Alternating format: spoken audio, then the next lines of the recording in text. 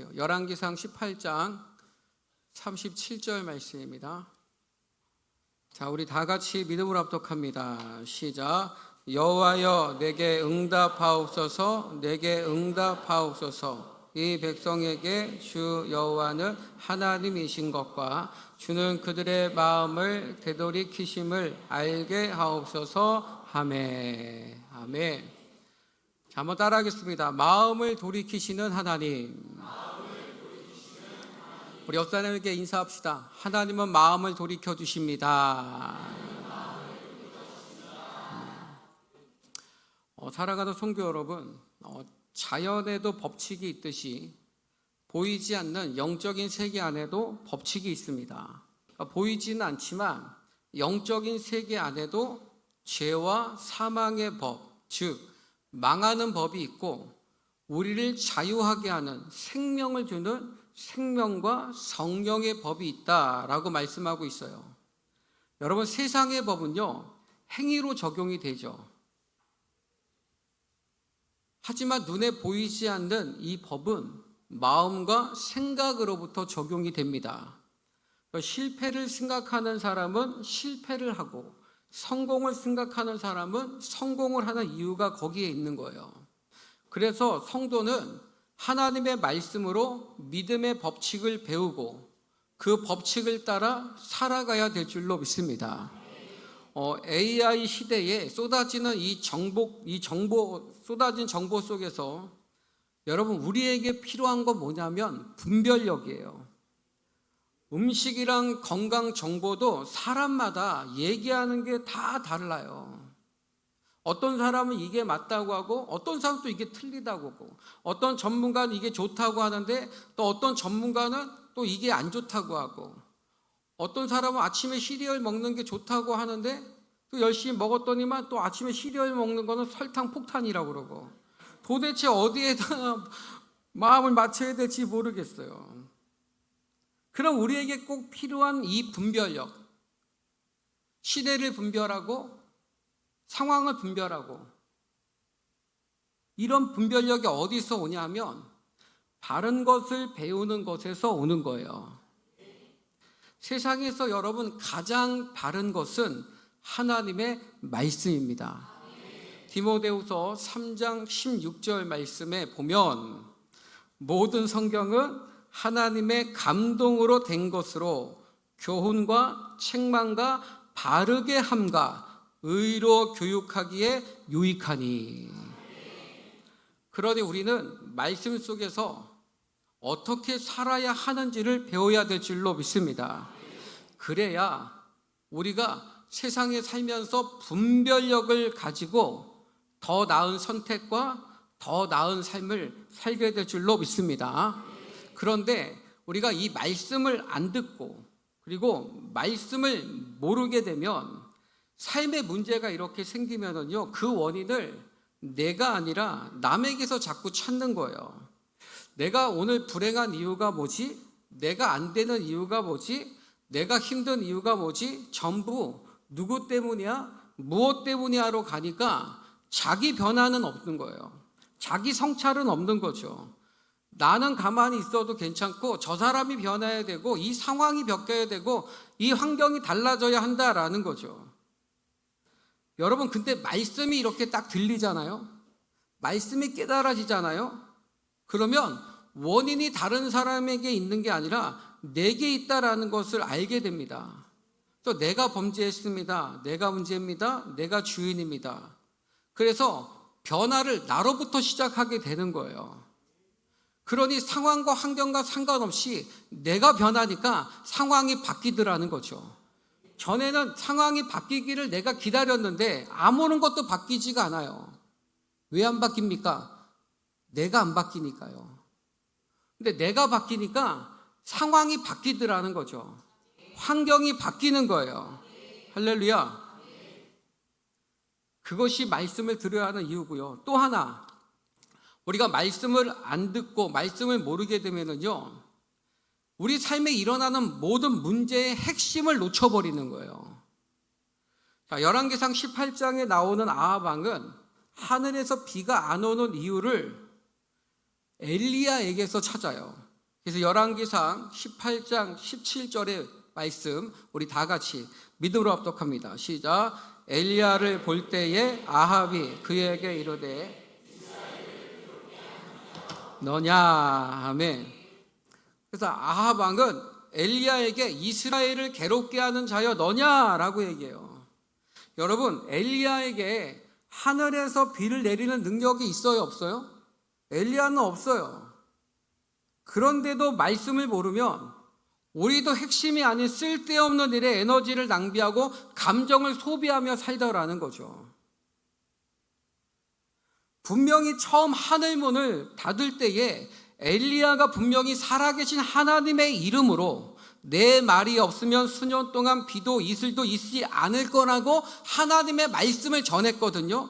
자, 열왕기상 17장 1절 말씀에 보면 길르앗에 우거하는 자 중에 디셉 사람 엘리야가 아합에게 말하되 내가 섬기는 이스라엘의 하나님 여호와께서 살아계심을 두고 맹세하노니 내 말이 없으면 수년 동안 비도 이슬도 있지 아니하리라 하니라. 아멘.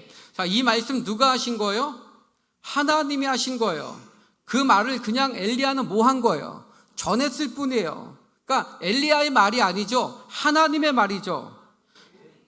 여러분, 제가 전한다고 해서 이게 제 말입니까?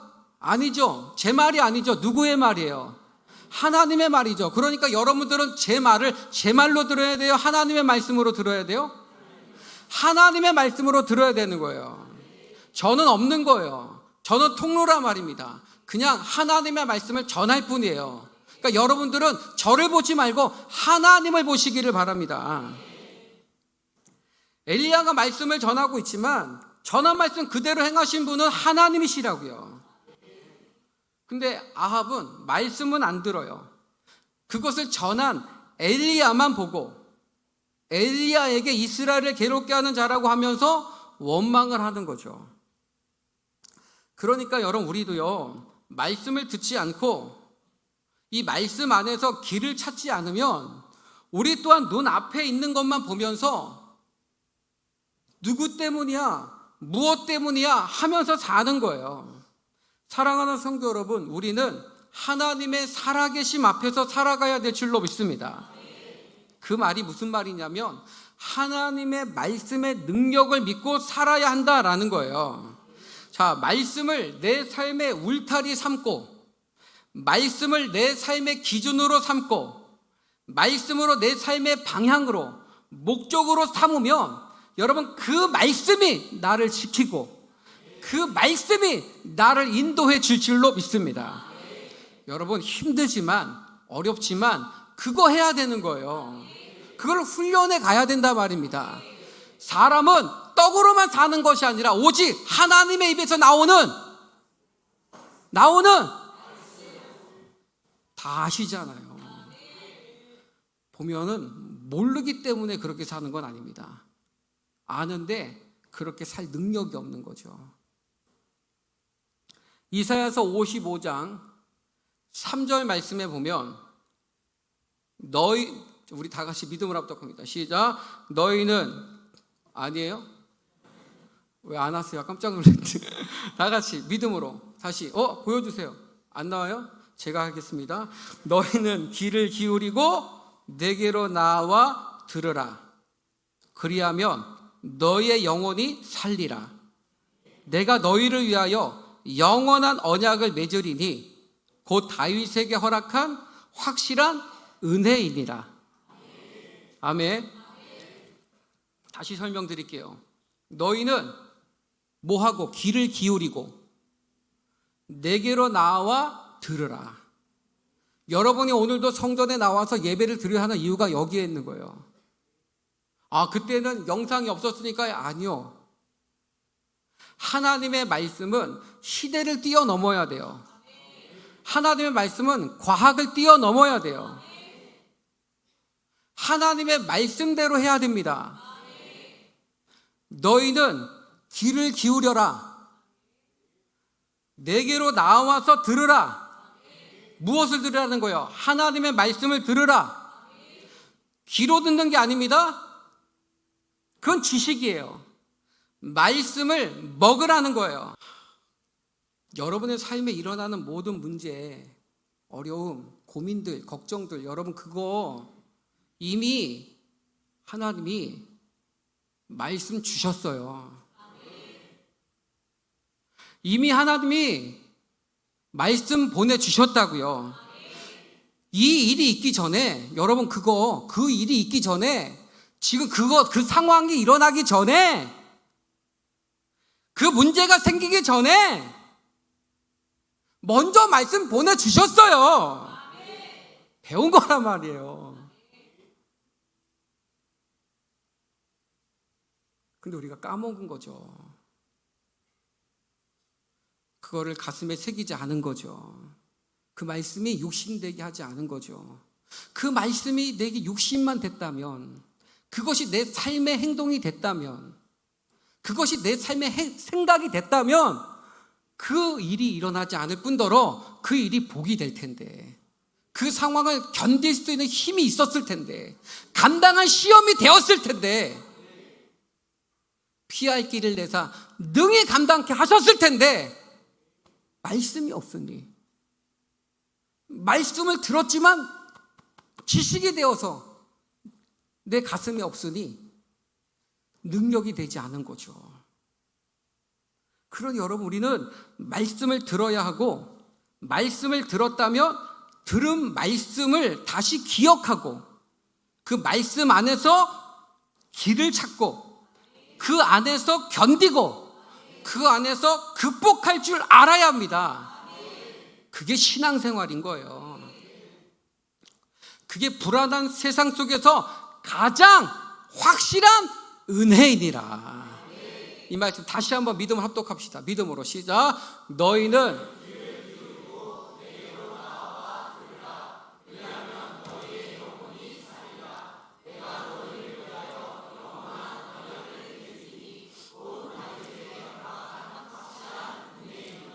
아멘. 여러분에게 확실한 은혜가 있기를 축복합니다. 확실한 은혜 가운데 살기를 축복합니다. 확실한 은혜는 어디로부터 오냐? 말씀으로부터 오는 거예요.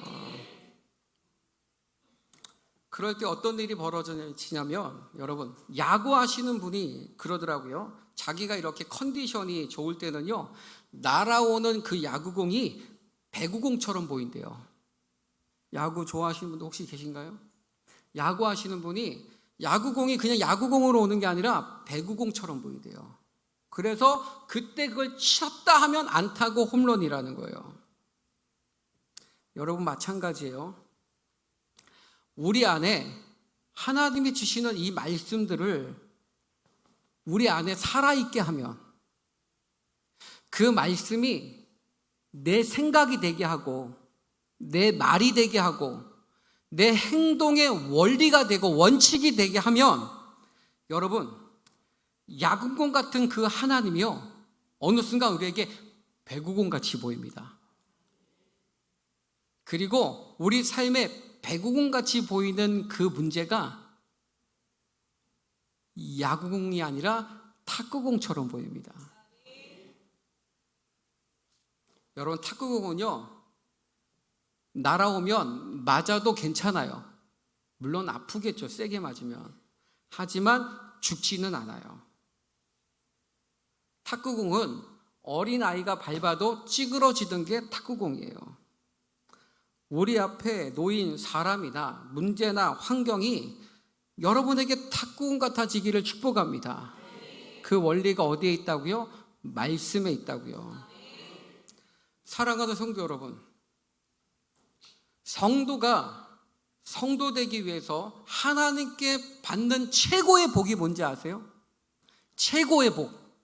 그거는 하나님의 말씀이 믿어지는 복이에요. 할렐루야.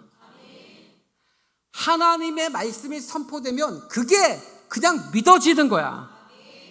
믿어지니까 그렇게 사는 거예요. 왜 그렇게 안 산다고요? 안 믿어지니까 그렇게 안 사는 거예요. 사람이 진짜 믿으면 그렇게 산다니까요. 하나님의 능력은 하나님의 말씀에 있다라는 것을 믿으시기 바랍니다. 단 한 번도 하나님은 말씀을 벗어나서 역사하신 적이 없으세요. 항상 어떤 이적, 어떤 기적, 어떤 일을 행하실 때는 항상 먼저 말씀을 보내주십니다. 그리고 행하세요. 그러니까 우리가 그 말씀을 붙들기만 하면 여러분의 삶의 모든 문제에 그 길의 해답이 그 말씀 앞에, 그 말씀 안에 있는 줄로 믿습니다. 오늘은 특별히 종교개혁 주일인데 종교개혁자 마틴 루터의 가슴에 항상 살아있었던 말씀이 있었어요. 하나님의 말씀. 로마서 1장 17절 말씀입니다. 우리 다 같이 믿음으로 시작. 복음에는 하나님의 의가 나타나서 믿음으로 믿음에 이르게 하나니 기록된 바 오직 의인은 믿음으로 말미암아 살리라 함과 같으니라. 아멘. 오직 의인은 믿음으로 말미암아 살리라. 이 한 구절의 말씀이 마틴 루터에게 믿어진 거예요. 깨달아진 거예요. 그것으로 종교개혁이 시작이 된 거예요. 이 말씀 한 절이 믿어지고 깨달아지는 것으로 그 어마어마한 종교개혁이 시작이 됐다니까요. 한마디로 하나님의 말씀이 얼마나 믿어지느냐에 따라서 그 사람의 인생이 달라지는 거예요. 하나님의 말씀이 얼마나 믿어지느냐에 따라서 그 인생의 폭이 넓어지는 거예요. 전 여러분의 인생이 날마다 넓어지기를 주의 이름으로 축복합니다. 여러분의 인생이 점점 확장되어지기를 주의 이름으로 축복합니다. 한 달 동안 주일마다 나눈 이 갈멜산 사건의 중심에는 하나님의 불과 하나님의 비가 있었죠. 그 모든 중심에는요, 불도 아니고 비도 아니에요. 하나님의 마음이 중심이에요. 하나님의 마음은 언제나 우리의 마음이 하나님께로 돌아가는 겁니다. 우리를 회복시키는 거예요. 엘리야의 기도를 다시 들어보세요. 오늘 본문 말씀 열왕기상 18장 37절 믿음으로 시작. 여호와여 내게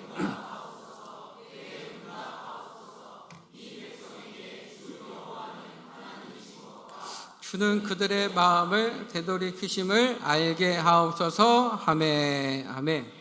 여호와여 내게 응답하옵소서. 여호와여 내게 응답하옵소서. 이 백성에게, 이 백성들에게 주 여호와는 하나님이신 것과 주는 그들의 마음을 되돌이키심을 알게 하옵소서. 그러니까 엘리야의 관심은 하늘에서 내리는 불이 아니었어요. 엘리야의 관심은 하늘에서 내리는 비도 아니었어요. 어떻게 하면 하나님의 백성들의 마음이 하나님께로 돌아갈 수 있을까였습니다. 오늘 우리의 마음이 하나님께로 돌아가기를 축복합니다. 문제나 환경이나 상황이나 사람에 기울여져 있는 우리의 마음이 하나님께로 다시 돌아가기를 축복합니다. 그럴 때 마귀는 항상 고민하고 주저하게 만드는 거예요. 돌아가지 못하도록, 돌아가는 그것을 시작하지 못하도록 방해한다라는 거죠. 여러분, 일을 잘하는 사람에게는 특징이 하나 있어요. 그건 뭐냐면 일을 쉽게 시작하는 거예요. 시작이 쉬워요. 그러니까 일을 잘해요. 반면에 일을 못하는 사람들에게도 특징이 있어요. 그건 뭐냐면 늘 벼르기만 해요. 늘 계획만 해요. 작심만 해요. 3일도 못 가요. 그냥 작심만 하는 거예요. 미안하지만 내가 공부 잘하는 친구와 공부 못하는 친구의 또 차이를 제가 너무 잘 알거든요. 공부 잘하는 친구들은요, 공부 시작이 쉬워요.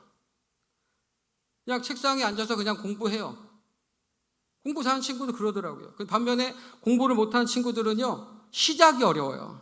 책상에 딱 앉아요. 공부를 시작하는 게 아니라 열심히 공부하기로 결심을 해요. 열심히 공부하기로 각오를 다집니다. 근데 그게 2시간이 걸려요.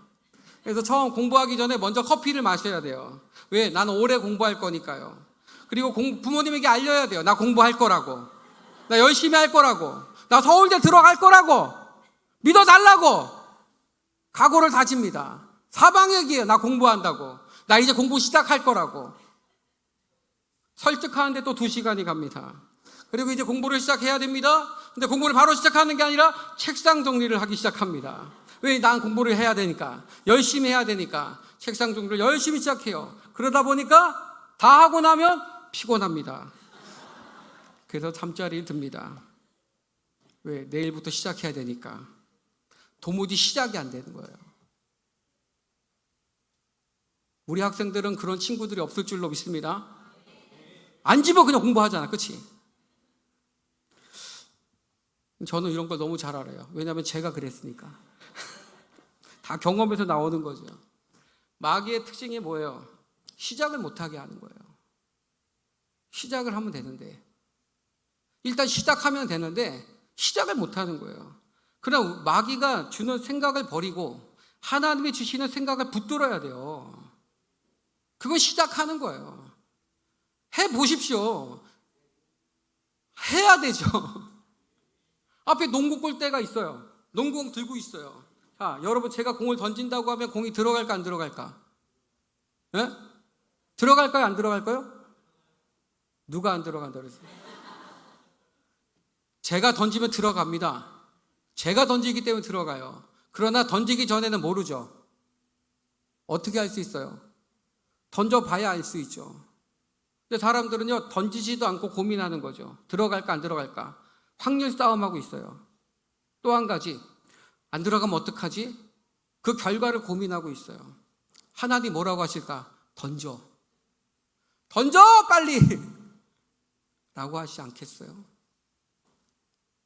농공이 있으면 던져야죠. 왜 안 던지고 머뭇댑니까? 왜 주저하고 있냐고요? 그게 마귀의 유혹이라고 생각 안 드세요? 그게 마귀의 시험이라고 생각하지 않으시냐고요? 왜 시작도 안 해보고 먼저 실패하냐고요? 왜 시작도 안 해보고 절망하냐고요? 왜 시작도 안 해보고 주저하고 포기하냐 말이요? 강호동이 그런 얘기 하더라고요. 인생에 실패는 없다는 거예요. 과정만 있을 뿐이지.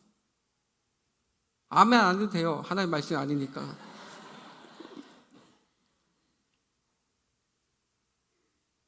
하나님이 주신 마음 붙드십시오. 하나님 생각 붙드시라고요. 쉽게 시작을 했던 사람이 있어요. 성경에 보면 시작이 빨랐던 사람 중에 한 사람이 바울이죠. 1차 전도 여행 중에 루스드라에서 돌에 맞아 죽을 지경에 처하기도 했어요. 전도 여행 중에 시비 거는 사람 때문에 피곤한 일도 많이 겪었어요. 이방인을 교회 안에 받아들일 문제로 예루살렘 공회의 논쟁까지 있었어요. 그러니 바울도 사람이니까 얼마나 몸과 마음이 지쳤겠습니까? 그러니 1차 전도 여행 끝나면 쉬고 싶었겠죠. 너무 힘들어. 좀 쉬고 싶다. 그런데 또 2차 전도 여행을 시작하는 거예요. 사도행전 15장 36절 말씀. 믿음으로 시작. 며칠 후 하울이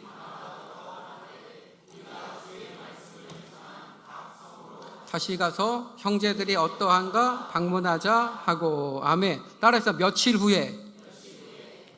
며칠 후에라는 말은 무슨 말이에요? 얼마나 걸렸을까요? 한 4, 5일 걸렸겠죠. 벼를 것도 없어요. 특별한 계기도 없어요. 그냥 감동이 오니까 1차 전도 여행 갔다 오자마자 그냥 며칠 후에 또다시 시작하는 거예요. 여러분, 쉽게 생각하고 단순하게 생각하면 시작이 쉽습니다. 쉽게 시작하는 사람에게는요, 쉽게 시작할 수 있는 힘이 있는 거예요. 근데 그 힘이 무엇인가? 믿음이 있으면 쉽게 시작할 수 있는 거예요. 우리가 쉽게 시작하지 못하는 이유 중에 하나는 자신의 판단이 옳은지 그른지에 대한 확신이 없기 때문에 그래요. 어떤 분이 그러더라고요. 생각 없이 일을 하면 실패하지만 생각이 너무 많으면 그 일을 망친다고요. 생각이 많아서 아무것도 안 하고 가만히 있는 것보다 실패하더라도 시작하는 게 낫다라는 거죠. 그러니 우리는 성도잖아요. 여러분, 성도는 하나님의 뜻대로 사는 것이 성도잖아요.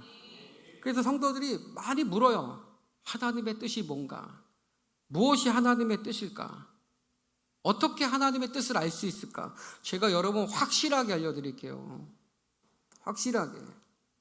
하나님의 뜻을 어떻게 아냐면, 여러분, 하나님의 뜻은요, 기본적으로 성경에 기록되어 있어요. 기본적으로. 할렐루야. 하나님의 뜻이라고 분명하게 다 밝혀주고 계세요. 그러니까 성경만 읽어도 기본적인 하나님의 뜻은 알아요. 할렐루야. 그런데 문제는 뭐냐면 성경에 기록되어져 있지 않은 내 삶에 일어나는 일들에 대한 하나님의 뜻을 모르겠다라는 거잖아요. 그런데 여러분, 이미 성경에 기록된 하나님의 뜻이 있기 때문에 이걸 그대로 적용하면 되는 거예요. 할렐루야. 예를 들어서 하나님께서 아브라함에게 내가 너로 큰 민족을 이루고 내게 복을 주어 내 이름을 창대하리니 너는 복이 될지라 라고 말씀하셨어요. 먼저 말씀 주시죠. 항상 하나님은 먼저 말씀 주세요. 말씀 주셨어요. 그때 당시에 아브라함의 나이가 75세였죠. 근데 자식이 없는데 내가 너로 큰 민족을 이룬다고 하시니 나와 말씀 사이의 간격이 너무 크잖아요.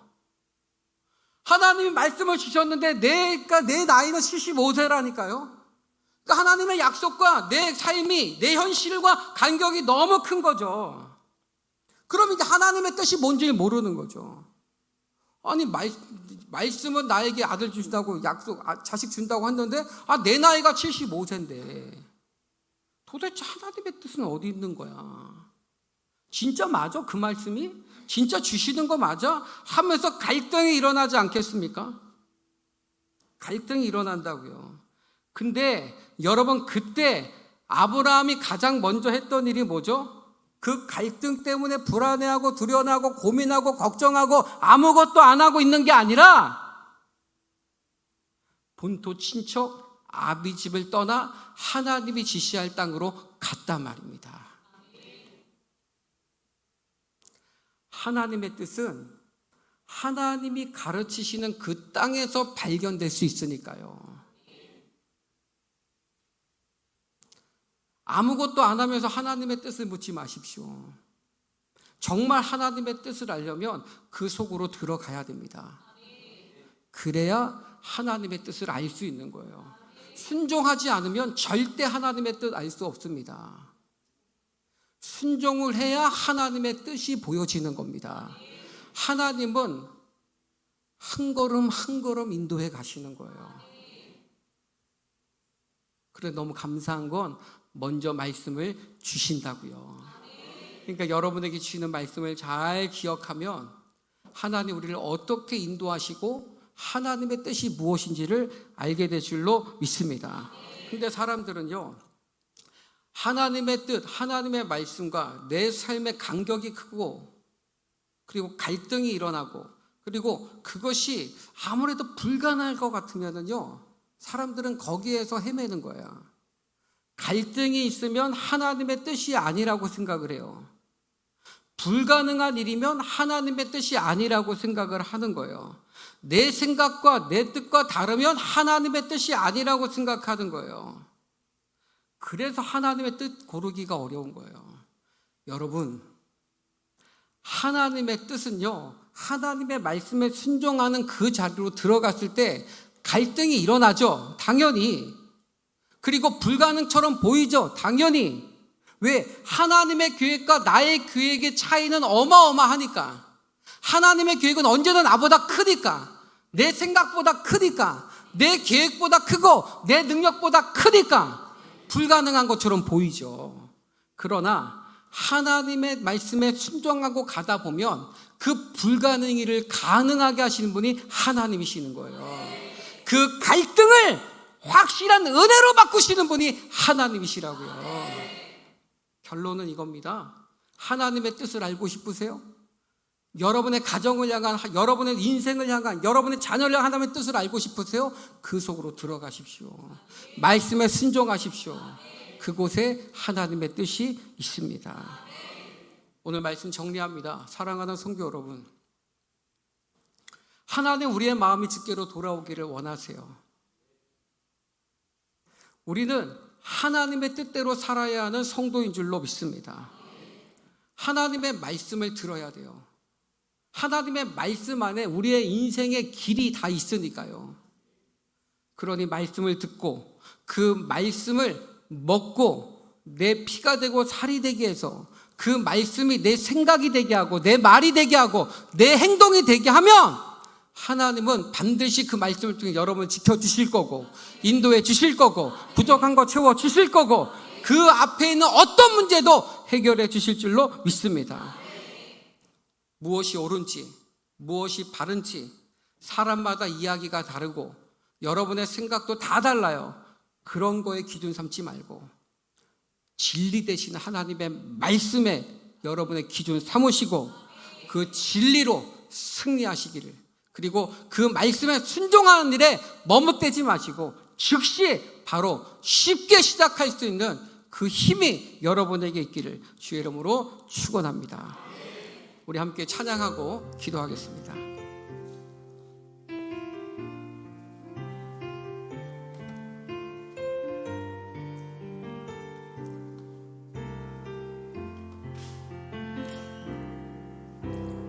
나 주님의 기쁨 되기 원하네. 내 마음을 새롭게 하소서. 새 부대가 되게 하여 주사. 주님의 빛 비추게 하소서. 겸손히 내 마음 드립니다. 겸손히 내 마음 드립니다. 나의 모든 것, 나의 모든 것 받으소서. 나의 맘 깨끗게 씻어 주사. 주의 길로 행하게 하소서. 주의 길로 행하게 하소서. 내가 원하는 같이, 내가 원하는 한 가지 주님의 기쁨이 되는 것. 내가 원하는 한 가지 주님의 기. 우리 더 큰 목소리로 찬양합시다. 내가 원하는 한 가지, 내가 원하는 여러분 정말 주님의 기쁨 되기를 원하십니까? 여러분 주님 앞에 고백하십시오. 내가 원하는 한 가지 주님의 기쁨이 되는 것. 자, 우리 기도합시다. 여러분 모두 성도라면 하나님의 기쁨 되기를 원하는 마음 다 있으실 거예요. 여러분 하나님을 기쁘시게 하는 건 다른 게 아니라 하나님의 말씀대로 사는 겁니다. 그걸 하나님은 제일 기뻐하세요. 여러분 그것은 하나님을 위한 기쁨이 아니고요, 여러분을 위한 기쁨이세요. 여러분이 잘 되기를 원하시니까요. 여러분의 삶이 행복하기를 원하시니까요. 여러분이 형통한 삶을 살기를 원하시니까요. 여러분이 생명의 길을 걸어가기를 원하시니까요. 근데 이 모든 것이 어디에 있는가? 말씀에 있단 말이에요. 여러분 하나님은 말씀을 보내주십니다. 오늘도 이 말씀 보내주신 것은 여러분의 인생을 알기 때문이에요. 여러분의 삶을 알기 때문에, 여러분의 내일을 알기 때문에 오늘 이 말씀 주신 겁니다. 여러분 오늘 말씀 잊지 마십시오. 이 말씀 붙드십시오. 이 말씀을 기억하십시오. 이 말씀을 말하십시오. 그 말씀이 여러분을 지켜주실 겁니다. 이 말씀이 여러분 인도해 줄 겁니다. 여러분으로 하여금 그 인생을 견디게 하시고 극복하게 하실 줄로 믿습니다. 주여, 내가 말씀으로 살게 하여 주옵소서. 말씀으로 산다라는 것이 무엇인지 삶으로 증명하며 그 말씀이 이루어지는 삶을 살게 하여 주옵소서. 우리 이 시간 다 같이 그 주님의 기도하겠습니다.